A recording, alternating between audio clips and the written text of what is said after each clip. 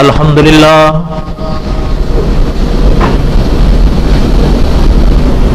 لله حمدا كثيرا طيبا كما أمر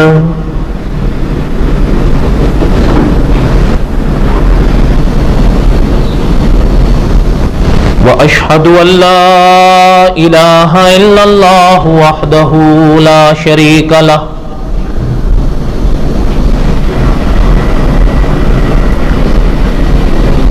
وأشهد أن سيدنا وسندنا ومولانا محمدا عبده ورسوله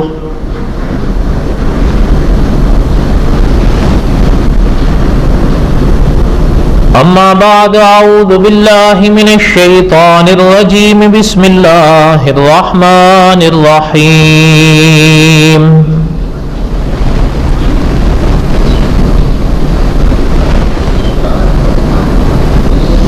نحن نقص عليك أحسن القصص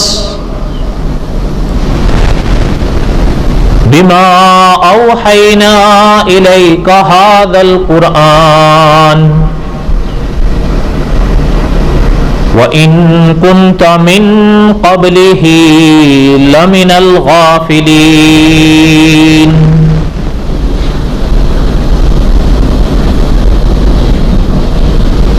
وقال الله تعالى في مقام آخر إن إبراهيم كان أمة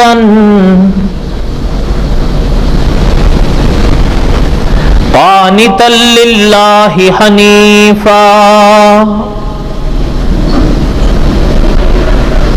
ولم يك من المشركين شاكرا لأنعمه اجتباه وهداه إلى صراط مستقيم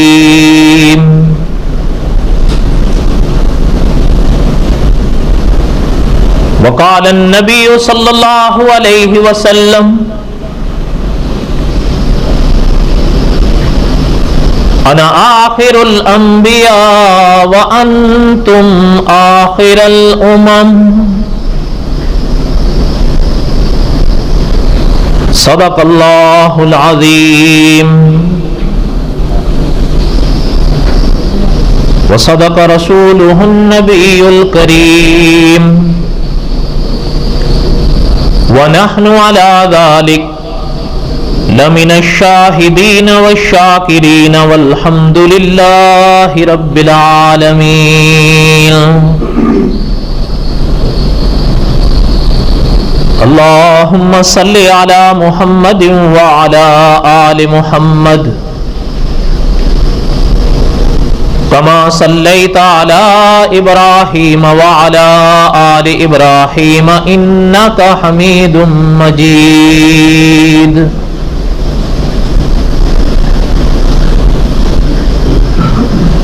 اللهم بارك على محمد وعلى آل محمد كما باركت على إبراهيم وعلى آل إبراهيم إنك حميد مجيد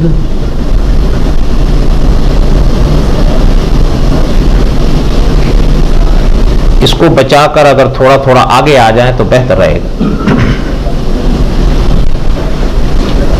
اللهم صل على سيدنا ومولانا محمد وعلى آل سيدنا ومولانا محمد وبارك وسلم.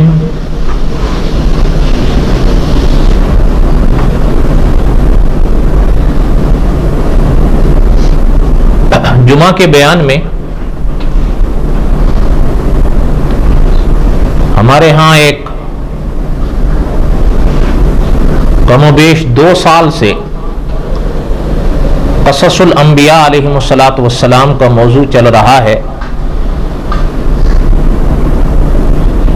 اور ابھی ہم حضرت ابراہیم علیہ السلام کے واقعات پڑھ رہے ہیں،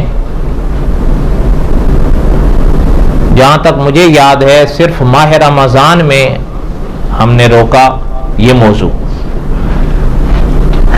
باقی کوئی اگر مجبوری آئی ایک آدھ جمعہ، ورنہ ہم تسلسل سے چل رہے ہیں. اور جہاں تک مجھے یاد آ رہا ہے، اگر کوئی غلطی ہوگی تو میری طرف سے ہوگی، کہ شاید یہ آج قصص الانبیاء کی قسط نمبر 52 ہو.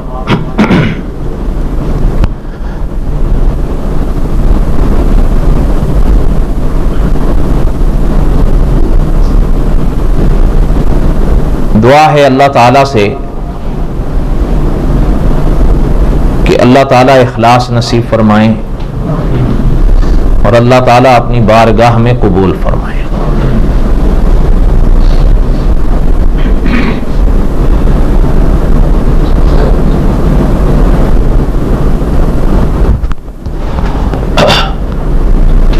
حضرت ابراہیم علیہ السلام کے واقعات میں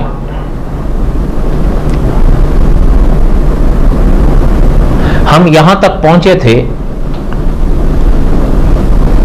کہ نمرود نے اور قوم نے صلاح و مشورے کے بعد حضرت ابراہیم علیہ السلام کو جلانے کا فیصلہ کیا، اور اللہ تعالیٰ نے حضرت ابراہیم علیہ السلام کی حفاظت فرمائی، اور حضرت ابراہیم علیہ السلام کا وہ معجزہ سامنے آیا جسے سورۃ انبیاء میں اللہ تعالیٰ نے یا نار کونی بردن و سلامن علی ابراہیم کی یادوں سے بیان فرمایا ہے.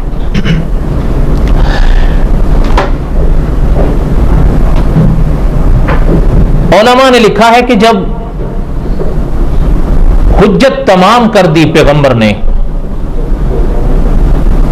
تو اب حضرت ابراہیم علیہ السلام نے فیصلہ فرمایا، بلکہ غالباً بعض علماء نے لکھا ہے کہ وحی آنے کے بعد اب پیغمبر علیہ السلام نے فیصلہ فرمایا کہ انی مہاجر الی ربی. حضرت ابراہیم علیہ السلام نے فرمایا کہ اب یہاں سے چلو.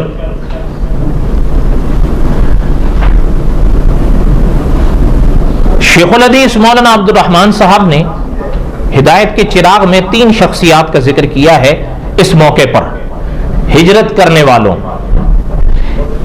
خود حضرت ابراہیم علیہ السلام،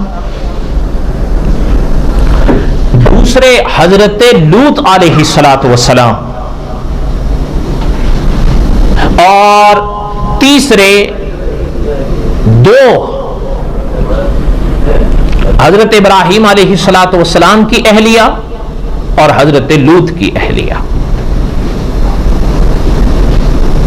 حضرت لوط علیہ السلام کا انشاءاللہ آگے مستقل درس آئے گا انشاءاللہ، چونکہ ان کا واقعہ قرآن پاک میں ہے، اس لیے ابھی ہم حضرت لوط علیہ السلام پر تو کچھ نہیں عرض کریں گے. حضرت ابراہیم علیہ السلام کی زندگی کا جب یہ مرحلہ آیا تو یہاں پہنچ کر علماء نے حضرت ابراہیم علیہ السلام کی اہلیہ کا ذکر کیا ہے.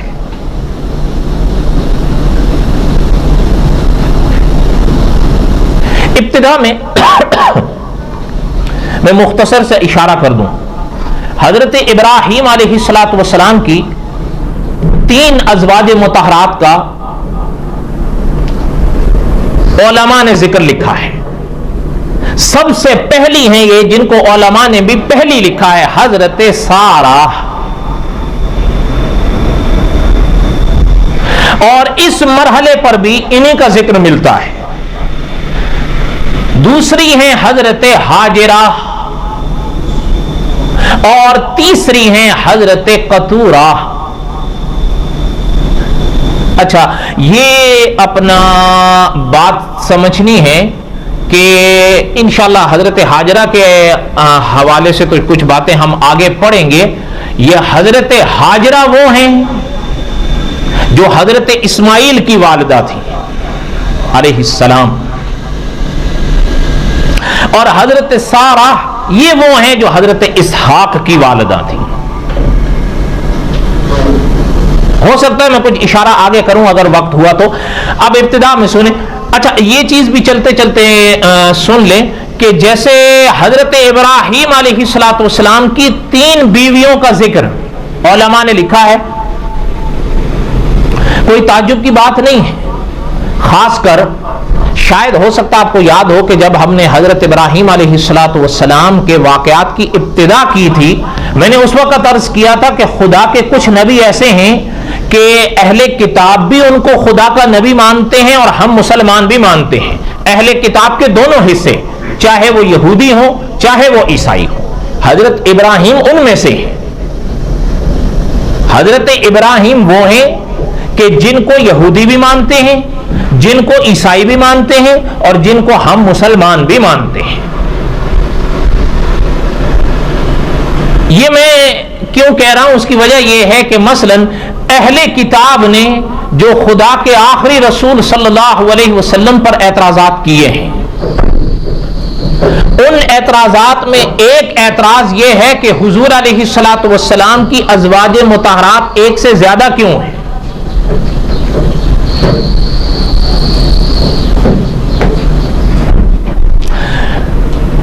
ظاہر بات ہے اس جواب کا موقع یہ تو نہیں، البتہ ذرا دعوت فکر دی ہے مولانا رحمت اللہ کیرانوی رحمت اللہ علیہ نے.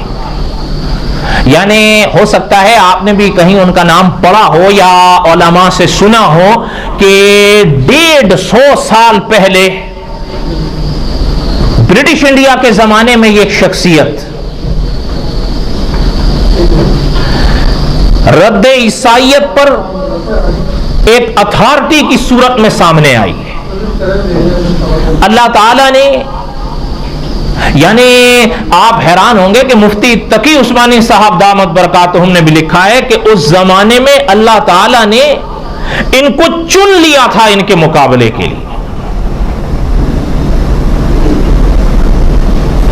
حضرت رحمت اللہ کیرانوی رحمت اللہ علیہ نے، جو خیر بہرحال بات عرض کر رہا تھا، حضرت نے عیسائیوں کے ایک ایک اعتراض یا ایک ایک سوال کو جمع کر کر اس کا جواب لکھا تھا آج سے 150 سال پہلے ازالۃ الاوہام میں. یہ کتاب سن 1848 میں ایک بار چھپی پھر نایاب ہو گئی.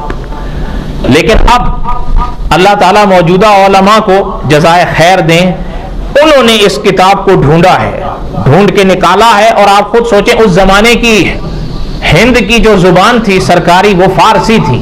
یہ کتاب بھی حضرت نے فارسی میں لکھی تھی، لیکن اب ہمارے دیار میں فارسی کو جاننے والے نہیں رہے الا ماشاء اللہ. اس لیے آپ کے اور ہمارے ملک کے علماء نے اس کتاب کو پھر منظر عام پر لائے ہیں اور فارسی سے اردو میں کیا، نئے حواشی قائم کیے، حاشیے، اور 900 صفحے میں یہ کتاب مفتی تقی عثمانی صاحب کی تصدیق کے ساتھ چھپ کر منظر عام پر آئی ہے. عیسائیت کا کوئی بھی اعتراض ہو یا سوال ہو، خدا نہ کرے اگر کسی شخص کے ذہن میں آتا ہے یا اس تک پہنچتا ہے، اس کتاب کو سامنے رکھ لو. ماں نے بیٹا پیدا نہیں کیا ہے کہ جو حضرت کیرانوی رحمت اللہ علیہ کے جواب کا جواب دے سکے. ایسی نایاب کتاب ہے. لیکن بہرحال کمی تو ہماری طرف سے ہے. آپ میں سے ہے کسی نے یہ کتاب دیکھی ہو؟ پڑھنی چھوڑیے، پڑھنا اگلا مرحلہ ہوتا ہے، دیکھی بھی ہو. سوال ہی نہیں پیدا ہوتا اس کی کیا ضرورت ہے. بہرحال اللہ تعالیٰ خیر فرمائیں. اشارہ کر دیا، شاید کسی طالب علم کو یا کسی کو دور دیش بیٹھے کہیں کام آ جائے، اس لیے کہ آپ کو بھی واسطہ پڑتا ہوگا اور واسطہ پڑتا ہے اب، اس لیے کہ خاص کر یورپ میں جو لوگ ہمارے جا رہے ہیں ان کے عام طور پر وہ اعتراضات کیا ہیں؟ حضور علیہ السلام کی بیویاں ایک سے زیادہ کیوں تھیں؟ جو اعتراضات حضور پر کیے گئے ان میں سے سب سے پہلا یہ ہوتا ہے عام طور پر، اور یہ عام فہم بھی ہے، اس لیے کبھی کبھی یہ اعتراض دل میں بیٹھ جاتا ہے، اب اس کا جواب نہیں آتا. اب ان کے لیے حضرت کیرانوی رحمت اللہ علیہ نے بہرحال یہ دعوت فکر دی ہے کہ اگر خدا نہ کرے یہ کوئی عیب کی بات تھی تعدد ازواج، تو حضرت ابراہیم کو تو تم بھی مانتے ہو، 3 تو ان کی بھی تھی. نہیں سمجھ آئی بات آپ لوگوں؟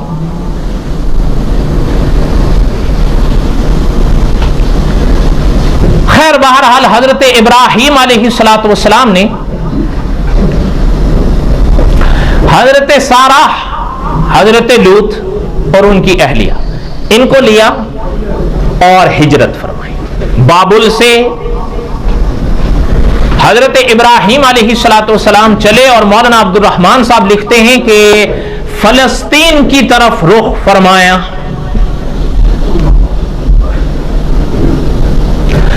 اور فلسطین آئے.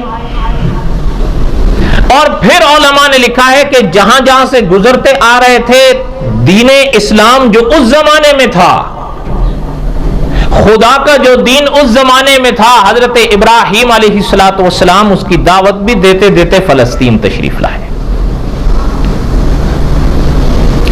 اور پھر علماء نے لکھا ہے کہ پھر ایک اور حضرت نے سفر کا ارادہ فرمایا اور اس پر عمل بھی فرمایا, وہ تھا مصر.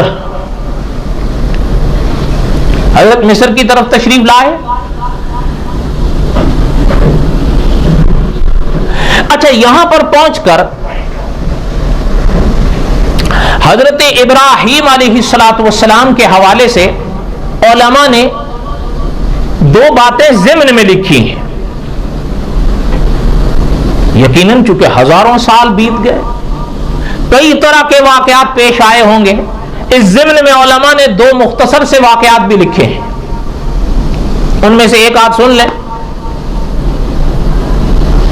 مثلا ایک بات علماء نے لکھی ہے کہ حضرت ابراہیم علیہ السلام جہاں رہے جہاں گئے مہمان نوازی کی صفت حضرت کے ساتھ تھی.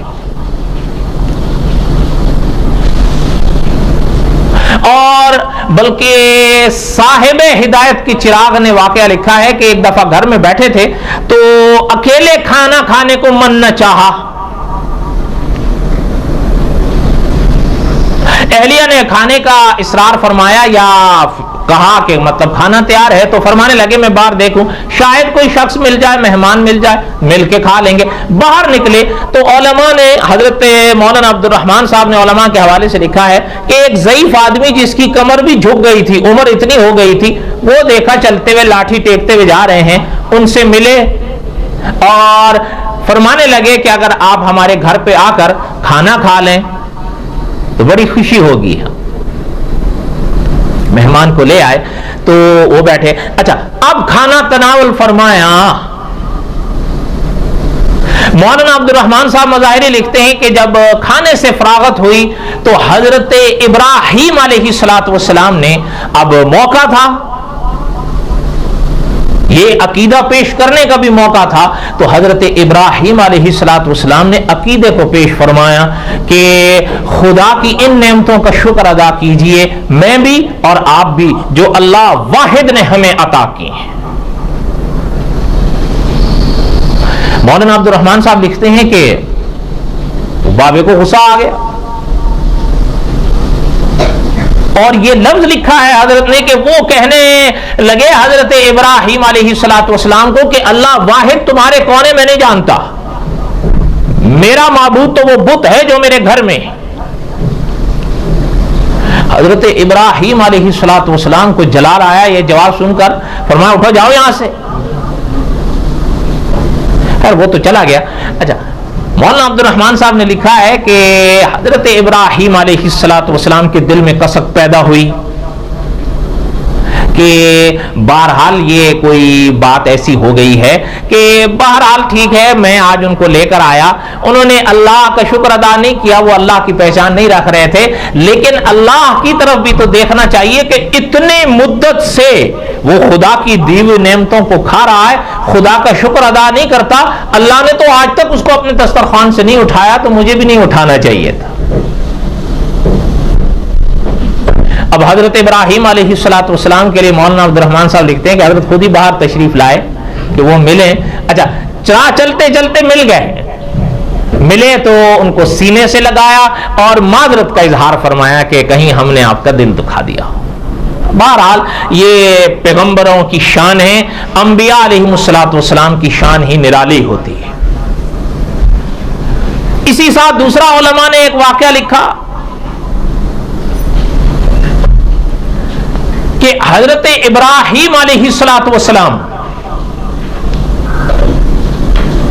ایک دفعہ گھر تشریف لائے تو اہلیہ نے فرمایا کہ گھر میں کھانے کی کوئی شے نہیں. باہر نکلے,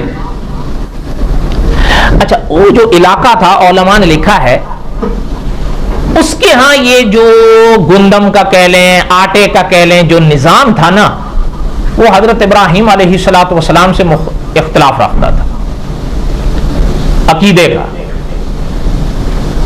لوگ جاتے تھے وہ لے آتے تھے اپنی ضرورت کی شے. حضرت ابراہیم علیہ الصلوۃ والسلام بھی گئے تو حضرت ابراہیم علیہ الصلوۃ والسلام نے جب بات کی وہ کہنے لگا, اس کا جواب حضرت نے لکھا ہے, وہ کہنے لگا حضرت ابراہیم سے کہ میں سب کو دوں گا آپ کو نہیں دوں. حضرت ابراہیم علیہ الصلوۃ والسلام نے اصرار تو نہیں فرمایا, واپس تشریف لائے. چلتے چلتے راستے میں خیال آیا کہ گھر جائیں گے تو ان کے دل پر بھی چوٹ لگے گی کہ بھئی کیا ہے. صاحب قصص الانبیاء لکھتے ہیں کہ حضرت ابراہیم علیہ الصلوۃ والسلام کے پاس ہی سواری میں 2 بوریاں پڑی ہوئی تھی خالی, لے کر گئے تھے ساتھ میں, کیا کہ وہ دیں گے تو ان کو بھر کے لے آئیں گے, تو انہوں نے تو انکار کر دیا.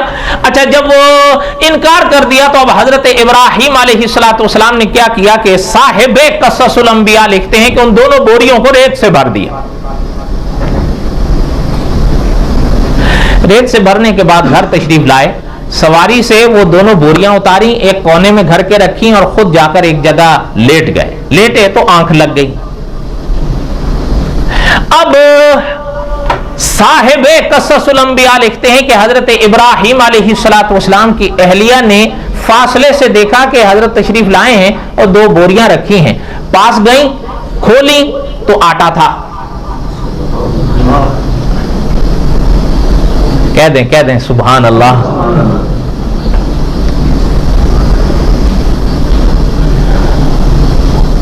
اب کمرے کی طرف تشریف لائیں تو حضرت سو رہے تھے, ان کو جگایا تو نہیں اس وقت. واپس چلی گئیں, آٹا گوندا, روٹی بنائی, جو ماں حاضر تھا پیش کیا. جب حضرت ابراہیم علیہ الصلوۃ والسلام کی آنکھ کھلی, اٹھے, ضروریات سے فارغ ہوئے, جب دسترخوان پر بیٹھے تو دیکھا کہ روٹی بیگم لا رہی ہیں اور لا کے رکھ دی. تو حضرت ابراہیم علیہ الصلوۃ والسلام تو جانتے تھے لیکن بیوی سے کوئی اظہار نہیں فرمایا تھا. اچھا خود پوچھا کہ من عین ھذا, تو وہ فرمانے لگی کہ اصل میں جو آپ لائے ہیں نا اسی سے تو بنائی ہوں. تو فرمانے لگے ہاں ٹھیک ہے کہ یہ اللہ کی طرف سے دیا ہوا رزق ہے. بس اتنا فرمایا اور خاموش ہو گیا اور کچھ نہیں کہا. انبیاء کی شان تو نرالی ہوتی ہے. اگر آپ دیکھیں تو اللہ تعالیٰ نے قرآن پاک میں خود حضرت ابراہیم علیہ الصلوۃ والسلام کی شان کو بیان کیا ان الفاظ میں. حضرت ابراہیم علیہ الصلوۃ والسلام کے عقیدے کو بیان فرمایا ان الفاظ میں, والذی هو یطعمنی ویسقین, کہ اللہ ہی ہیں جو مجھے کھلاتے بھی ہیں مجھے پلاتے بھی. اور اگلی آیت میں اللہ نے فرمایا کہ حضرت ابراہیم علیہ الصلوۃ والسلام نے عقیدہ سکھایا ہے عالم کو. وَإِذَا مَرِضْتُ, جب ہم بیمار ہو جائیں, فَهُوَ يَشْفِينِ, تو شفا بھی صرف وہ دیتا ہے. اچھا ذرا علماء نے عجیب دعوت فکر دی ہے کہ وَإِذَا مَرِضْتُ, حضرت ابراہیم علیہ الصلوۃ والسلام نے مرض کی نسبت اپنی طرف کی ہے, مرض کی نسبت اپنی طرف کی ہے, شفا کی نسبت ادھر کی ہے. تو علماء نے لکھا ہے حضرت ابراہیم صدیوں پہلے یہ سبق دے گئے ہیں, بیمار ہوا کرو تو یہ نہ کہا کرو اللہ نے کیا ہے. حقیقت اپنی جگہ قائم رہتی ہے لیکن ادب کا تقاضا اپنی جگہ رہتا ہے. جب یہ بات ہو خدا نہ کرے کوئی غم آئے, کوئی پریشانی آئے, کوئی بیماری آئے, یہ نہ کہا کرو اللہ کی طرف سے آئی ہے, بلکہ وَإِذَا مَرِضْتُ, جب ہم بیمار ہوتے ہیں. حضرت ابراہیم نے بیماری کو اپنی طرف نسبت کیا ہے, شفا کو اللہ کی طرف نسبت کیا ہے. کبھی اگر بیمار ہو تو کہو بیمار ہو گئے ہیں اللہ شفا دیں گے. بات سمجھ آئی ہے یا نہیں آئی ہے؟ کوئی بات آپ کو سمجھ آ رہی ہے یا نہیں میرے بھائیو؟ تو بولو تو صحیح.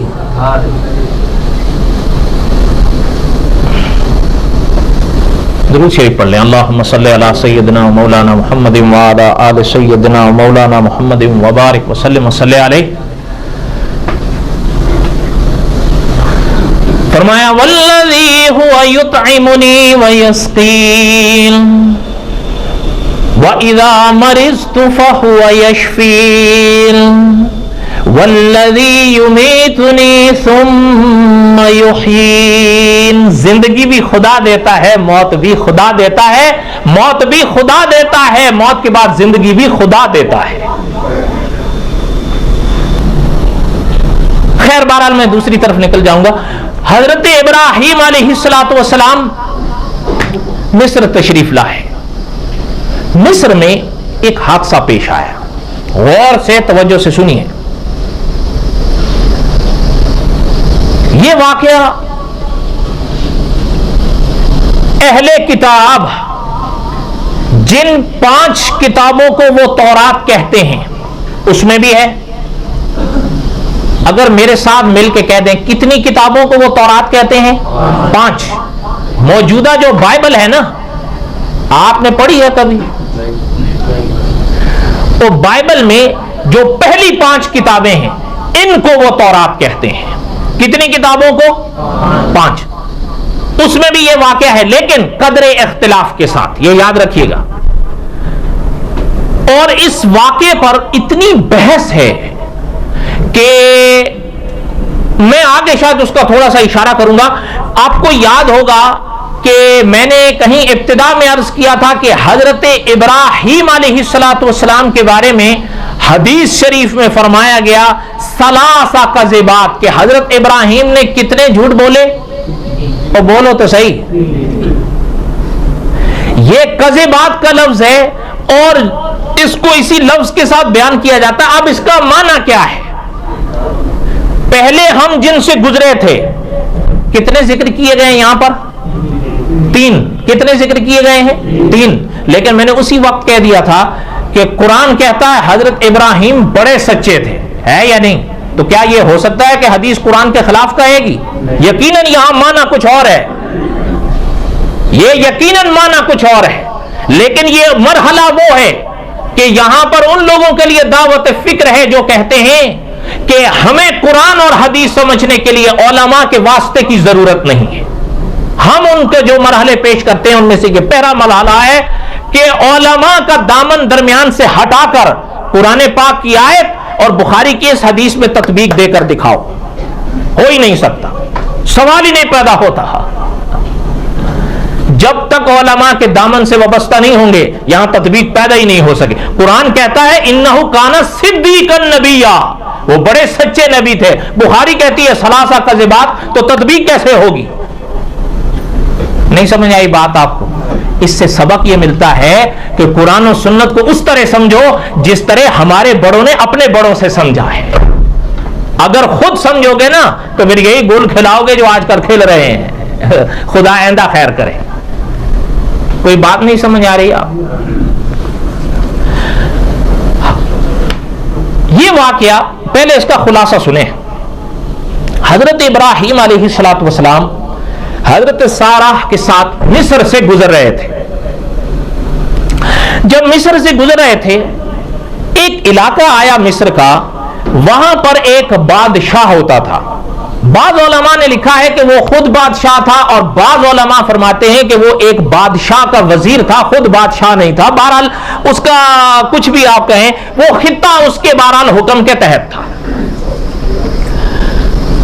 اس کی ایک عادت بڑی عجیب سی ان کتابوں میں ملتی ہے کہ وہ شادی شدہ کوئی خاتون ہو ان کو اٹھوا لیتا تھا، لیکن اگر کوئی اس کے ساتھ اس کی بہن ہو، اس کے ساتھ اس کی کوئی اور رشتہ دار ہو، بیوی نہ ہو، پھر وہ اس کو کچھ نہیں کہتا تھا، خاص کر اگر وہ کنواری ہو۔ یہ ایک عجیب بات ہے کہ یعنی انسان حیران ہو جاتا ہے کہ ہمارا خیال آ جائے تو ہم تو برعکس چلیں گے، لیکن یہاں کچھ معاملہ اور ہے۔ بہرحال واللہ عالم بحقیقت الحال، بعض اکابر نے فرمایا ہے ممکن ہے کہ چونکہ وہ بادشاہ تھا تو شاید اس چیز سے جھجکتا تھا کہ اگر کوئی ایسی بات ہو گئی تو پھر نسب کا، خاندان کا مسئلہ بنے گا، اور اگر کوئی خاتون شادی شدہ ہوگی، شوہر والی ہوگی تو پھر الزام کم لگے گا۔ ممکن ہے اس کا یہ خیال ہو یا واللہ عالم جو بھی ہو، لیکن اس کا طریقہ یہی کتابوں میں ملتا ہے۔ اس کام کے لیے اس کے کارندے شہر میں شہروں شہر گھومتے رہتے تھے، اس کو اطلاع دیتے تھے جو چہرے کے لحاظ سے بہترین یا خوبصورت عورت ہو اور ہو بھی شادی شدہ تو اس کو بتائیں. اچھا، حضرت ابراہیم علیہ السلام حضرت سارہ رضی اللہ تعالی عنہا ان کے ساتھ اس وادی سے گزرے کہ اس کے ان لوگوں کی نظر حضرت سارہ پر پڑی. ہو سکتا ہے آپ نے کہیں پڑھا ہو یا علماء سے سنا ہو، حضرت سارہ کے تعارف میں ایک بات، ایک جملہ بڑا عجیب ملتا ہے کہ اجمل نساء العالم بعد حوا، کہ حضرت حوا کے بعد دنیا کی خوبصورت ترین عورت تھی. اور یہ آپ ہو سکتا ہے مجھ سے بہتر جانیں. آخر الحمدللہ آپ کو بھی تو رہتے یہاں مدتیں گزر گئی ہیں، مدت سے آپ علماء کو سن رہے ہیں یا پڑھ رہے ہیں. حضرت سارہ یہ حضرت اسحاق کی والدہ بنی ہے. یہ والدہ تھی حضرت اسحاق کی. اور حضرت اسحاق کون تھے یہ آپ مجھ سے بہتر جانتے ہیں، یہ حضرت یعقوب کے والد تھے. اور حضرت یعقوب کن کے والد تھے؟ اور بولو تو صحیح، حضرت یوسف کے. اور حضرت یوسف کا حسن ضرب المثل ہے، آج بھی ہے. اس لیے کوئی یہ جو جملہ کہا گیا حضرت سارہ کی شان میں تو کوئی تعجب کی بات نہیں ہے کہ بعد حوا، حضرت حوا کے بعد. اچھا، جب وہ دیکھے تو وہ تو بھاگ گئے اسی وقت. انہوں نے جا کر ان کو اطلاع دی کہ ہم نے تو آج تک ایسی کوئی خاتون نہیں دیکھی. اس نے کہا پکڑ کے لاؤ. اب ان حضرات کو انہوں نے گھیرا تو وہ حضرت سارہ ان کو لے کر چلنے لگے. اب اس مرحلے پر ایک جملہ ملتا ہے حضرت ابراہیم علیہ السلام کا کہ حضرت ابراہیم علیہ السلام نے حضرت سارہ سے ایک بات ارشاد فرمائی. میں نے ابھی شروع میں اشارہ کیا تھا، اگر کوئی خاتون کسی کی بہن ہو یعنی بھائی کے ساتھ ہو اور خاص کر ہو بھی کنواری، اس کو بھی وہ لیتا تھا یا نہیں؟ اور بولو تو صحیح، پکڑتا تھا. اور اگر بیوی ہو، یہ چیز ذہن میں رکھیں، آگے آپ کو کام آئے گی سمجھنے میں. حضرت سارہ کو جب لینے حضرت ابراہیم علیہ السلام نے حضرت سارہ سے فرمایا کہ گر انہوں نے آپ سے پوچھا کہ آپ کا اور میرا رشتہ کیا ہے، آپ کہنا کہ بہن بھائی. کیا ہے؟ اور علماء نے لکھا ہے کہ باقاعدہ حدیث شریف میں، اور یہ واقعہ حدیث شریف میں ہے کہ حضرت ابراہیم سے جب ان لوگوں نے پوچھا کہ یہ آپ کی کیا لگتی ہیں پکڑنے سے پہلے، انہوں نے کہا میری بہن ہے. اب یہ وہ تیسرا مرحلہ ہے جس پر امام بخاری رحمۃ اللہ علیہ ثلاثہ کذبات کا لفظ لائے ہیں. پہلا وہ تھا جو حضرت ابراہیم نے قوم والے لینے آئے تھے میلے کے لیے تو فرمایا تھا میں بیمار ہوں. دوسرا مرحلہ وہ تھا جب حضرت ابراہیم نے بتوں کو توڑا تھا. اور تیسرا یہ ہے، اور یاد ہوگا میں نے عرض کیا تھا کہ جب ہم تیسرے پر پہنچیں گے تو میں اس کی وضاحت کروں گا کہ اس کا معنی کیا ہے. بخاری تو کہتی ہے ثلاثہ کذبات، لیکن قرآن کہتا ہے انہ کان صدیقا نبیا. لیکن یاد رکھیں اگر ہم قرآن کو چھوڑیں ایمان رہے گا؟ اور بولو تو صحیح. اور اگر حدیث کو چھوڑ دیں پھر تو بولو تو صحیح یار. نہیں، آپ نے ہم نے اعتدال میں رہنا ہے، نہ قرآن چھوڑیں گے نہ حدیث چھوڑیں گے. صحیح ہے یا غلط ہے؟ اور بولو تو صحیح. اس لیے نہیں. ہاں اب رہ گیا مسئلہ کہ اس کا پھر حل کیسے ہوگا. اس کا حل علماء نے کیا ہے کہ اس کا معنی کیا ہے، لیکن اس کی وضاحت کا میں یہاں پہ وضاحت ابھی تو نہیں کر سکتا. پہلے آپ واقعہ سنیں پھر آگے چل کے میں کروں گا. ابھی تو آج تو وقت نہیں ہے کسی بھی صورت. حضرت سارہ کو انہوں نے پکڑ لیا، پکڑ کے وہ لے گئے. جب وہ لے گئے تو ایک کمرے میں حضرت سارہ کو داخل کیا. حضرت سارہ دیکھنے لگی کہ کیا ہے. اتنے میں وہ شخص سامنے آیا جو بادشاہ تھا جو یا وہ وزیر تھا، واللہ عالم بحقیقت الحال، جو بھی تھا وہ سامنے آیا. اس نے جب حضرت سارہ کو دیکھا نا تو وہ تو اللہ معاف فرمائے، خیر چھوڑیں، اس نے جو ہاتھ آگے کی طرف بڑھایا تو حضرت سارہ کی جو نگاہ اوپر گئی، علماء نے لکھا ہے کہ اس کا پورا ہاتھ ہی شل ہو گیا. اب اس کا ہاتھ حرکت نہ کرے، ہلائے وہ ہلے ہی نہیں. اتنے میں حضرت سارہ سے کہنے لگا کہ نگاہ اوپر گئی ہے کہنے لگا کہ دیکھیں سنیے میری بات, آپ اپنے خدا سے کہیے, دعا کریے یہ ٹھیک ہو جائے, یہ ٹھیک ہو جائے, میں کوئی اپنا غلط ارادہ جو میرا ہے میں اس کو چھوڑ دوں گا, میں کوئی ایسی گندی حرکت نہیں کروں گا. حضرت سارا نے ہاتھ اٹھائے, اس کے دونوں ہاتھ ٹھیک ہو گئے. اچھا ٹھیک ہوئے, اور پھر دل ذہن میں خناس آ بیٹھا, بھائی چلیں ایک وقت ہمارا بھی تو ایسا ہی ہے نا, اللہ معاف کریں, کبھی کبھی مشکلات آتی ہیں تو توبہ, مشکلات گئی تو پھر بگڑ گئے. میں غلط کہہ رہا ہوں, آپ میری من مانیے, آپ کو اللہ تعالیٰ نے فہم دیا, آپ گھر جائیے سورت آراف کھولیے, قرآن پاک کی سورت ہے. فَأَرْسَلْنَا عَلَيْهِمُ الطُّوفَانَ وَالْجَرَادَ وَالْقُمَّلَ وَالضَّفَادِعَ وَالدَّمَ, اور آگے اللہ نے فرمایا آیات مفصلات فاستکبروا وکانوا قوما مجرمین. ہم کیا کیا بتائیں کہ مجرموں نے کیا کیا کیا ہے. جب سزا آئی سدھرے, سزا ہٹی پھر بگڑ گئے, وہ بھی بگڑ گیا. اب اس نے جب پھر ہاتھ آگے کیا, خدا نے پھر شل کر دیا. حتیٰ کہ صاحب ہدایت کے چراغ کہتے ہیں کہ تیسری مرتبہ پھر ایسا ہی اس نے کیا, اللہ نے تیسری بار پھر شل کر دیا. اللہ نے اس کے نجس ہاتھ حضرت سارا کے دامن تک پہنچنے ہی نہیں دیے. کیوں؟ اس لیے کہ ایک خدا کے نبی کی بیوی ہیں, آگے خدا کے نبی کی ماں بننے والی ہیں. آپ حضور علیہ الصلوۃ والسلام کا نسب نامہ پڑھیں, صحابہ نے عجیب فیصلہ کیا ہے اور علماء کی عجیب تحقیق ہے کہ ابتدا سے لے کر حضور تک جتنا خاندان آیا ہے, اللہ نے کسی کو بھی زنا کی ملوث میں نہیں آنے دیا. اللہ کی شان ہے, انبیاء تو انبیاء ہوتے ہیں. کوئی کہہ سکتا ہے کہ انبیاء ہماری طرح اور آپ کی طرح ہوتے ہیں؟ جو لوگ کہتے ہیں کہ علماء دیوبند کا یہ عقیدہ ہے کہ انبیاء تو ہمارے بڑے بھائیوں کی طرح ہوتے ہیں, جھوٹ بولتے ہیں, وہ جھوٹ بولتے ہیں.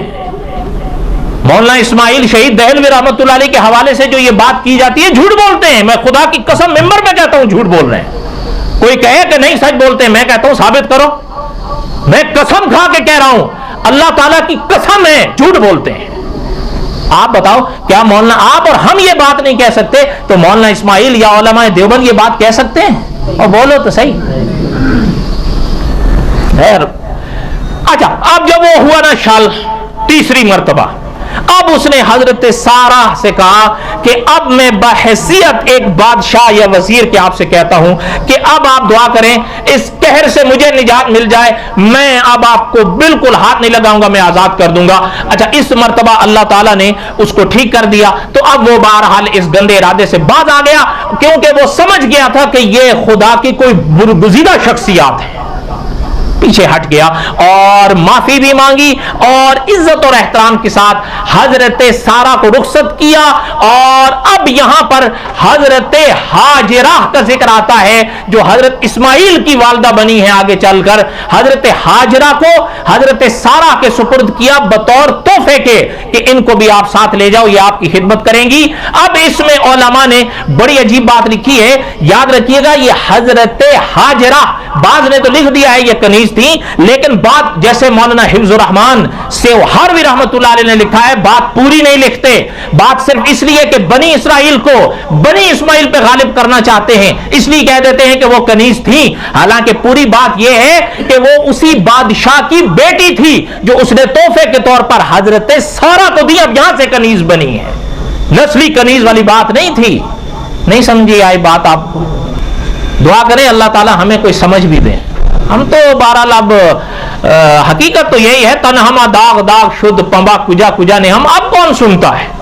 بلکہ اب تو ہمیں بھی کئی مشورے آ رہے ہیں لکھ لے کر کہ جی بس کر دیں, اتنا لمبا قصص الانبیاء جس کا کوئی فائدہ نہیں. میں آپ سے پوچھتا ہوں قصص الانبیاء بیان کرنے کا کوئی فائدہ نہیں ہے؟ اور بولو تو صحیح. کیسے کج فہم لوگ ہیں, میں تو حیران ہوں. حضرت آدم کے واقعے پر ایک نے مجھے لکھ کر بھیجا ہے, حضرت آدم کے واقعے میں, اور آپ حیران ہوں گے. آپ حضرت شیخ الہند رحمت اللہ علیہ کے الفاظ اٹھائیں. یہی آیت جو میں نے ابتدا میں تھوڑی دیر پہلے پڑھی ہے, هو الذی خلق لکم ما فی الارض, اس آیت کے بعد ہی آتی ہے وَإِذْ قَالَ رَبُّكَ لِلْمَلَائِكَةِ إِنِّي جَاعِلٌ فِي الْأَرْضِ خلیفہ. علماء نے لکھا, حضرت شیخ الہند رحمت اللہ علیہ نے لکھا ہے کہ اب یہاں پر سب سے بڑی نعمت جو دنیا کے لیے حضرت آدم تھے, اب یہاں پہ اللہ ذکر لا رہے ہیں. جو خدا کی اتنی بڑی نعمت تھے، ان کے واقعات میں آپ سے پوچھتا ہوں فائدے سے خالی ہیں؟ اور بولو تو صحیح۔ اب یہاں سے حضرت سارہ کو حضرت ہاجرہ ملی ہیں، وہ جھوٹ بولتے ہیں جو کہتے ہیں کہ یہ کنیز کہ وہ صرف اس لیے تاکہ بنی اسرائیل کو بنی اسماعیل پر غالب کیا جائے۔ لیکن واہ شیخ حضرت کیرانوی کی بات کر رہا ہوں رحمت اللہ علیہ، ایک تو جواب یہ ہے نا جو ابھی میں نے آپ کو خلاصہ پڑھا، ایک جواب وہ ہے جو حضرت کیرانوی رحمت اللہ علیہ نے ازالہ اوہام میں دیا ہے، اس کی تفصیل کا یہ موقع نہیں ہے۔ اللہ تعالیٰ نے اگر زندگی دی تو بقیہ تھا قصہ حضرت ابراہیم علیہ السلام۔ آئندہ آؤ گے؟ سوچ لو یار، کہاں آتے ہو، کہاں آتے ہو؟ یہ بائی چوائس نہیں ہے، یہ بائی چانس ہے، میں سچ کہہ رہا ہوں۔ وما علینا الا البلاغ المبین۔ سنت